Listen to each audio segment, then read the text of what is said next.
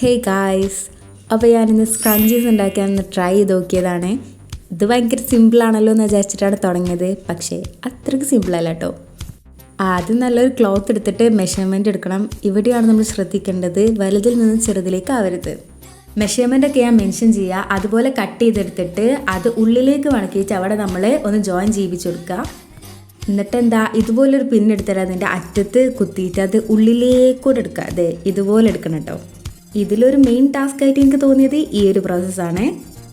എന്നിട്ട് ഇതുപോലൊരു എലാസ്റ്റിക് എടുത്തിട്ട് അതിൻ്റെ അറ്റത്ത് പിന്നെ കുത്തിയിട്ട് ഇതുപോലെ എടുത്തിട്ട് അതിൻ്റെ അറ്റത്തൊരു നോട്ടിട്ട് കൊടുക്കുക. നിങ്ങൾ ഈ എലാസ്റ്റിക് കട്ട് ചെയ്യുമ്പോൾ അതിൻ്റെ ലെങ്ത്ത് കുറച്ചിട്ട് കട്ട് ചെയ്യണമെന്ന് നല്ലത്. ഇനിയാണ് എനിക്ക് ഏറ്റവും ടഫായിട്ട് തോന്നിയൊരു പാർട്ട്, ഇതിൻ്റെ അറ്റത്ത് ഈ ഒരു ഭാഗം നമ്മളൊന്ന് അടിച്ചിട്ട് കൊടുക്കണം. അത് തുന്നിയിട്ടാണ് ഞാൻ എടുത്തിരിക്കുന്നത്. കൈ വെച്ചിട്ട് ജസ്റ്റ് തുന്നി കൊടുത്തിട്ടുള്ളതാണ്. സംഭവം ഉണ്ടാക്കി കഴിഞ്ഞാൽ ഭയങ്കര ക്യൂട്ടാണ്. ഉണ്ടാക്കാൻ കുറച്ച് കഷ്ടപ്പാടുണ്ടെന്നുള്ളൂ.